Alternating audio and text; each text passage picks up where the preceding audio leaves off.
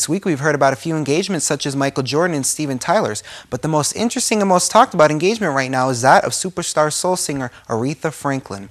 The Queen of Soul is engaged to be married to her longtime friend and confidant William Willie Wilkerson, whom she has been linked to since at least 1987. 69-year-old Franklin is planning on tying the knot in Miami Beach this summer. The singer has been married twice before, so hopefully the third time will be the charm. And just to clear things up, she jokingly commented that she is not pregnant. Well, last week, Melanie Amaro won the first season of the U.S. version of The X Factor, winning the $5 million prize, which is the biggest prize in television history. But where did she go from there? It was announced Tuesday that 19-year-old singer was signed to Epic Records and has producers lining up to work with her.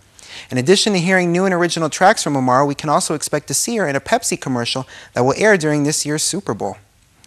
Well, whether or not you are a Star Wars fan, you can immediately identify the lightsaber with the film series. The man who staged the lightsaber battle scenes in Star Wars films The Empire Strikes Back and Return of the Jedi has passed away. His name was Bob Anderson, and he was an Olympic fencer. Anderson died peacefully on New Year's Day in England at 89 years old. Even though he may be remembered most for his work on the Star Wars films, he also did work for many other films, including the Lord of the Rings trilogy, Pirates of the Caribbean, the 1998 remake of The Parent Trap, and many, many more. An interesting note, he was actually the one doing Darth Vader's lightsaber fighting scenes in the above-said Star Wars films.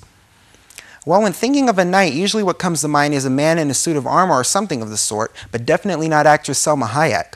Hayek will be inducted into the National Order of the Legion of Honor with the title of Knight by the French government. The actress was chosen by the French president himself to receive the award, which she is expected to accept sometime in the next 2 months. The award was created to honor outstanding military and civilian conduct. Now, some of you may be wondering what connection other than film exposure she has to France. Well, since 2009, Hayek has been married to French billionaire Francois-Henri Pinault. I'm Zach Fuentes, and that was your entertainment this week and my attempt at a French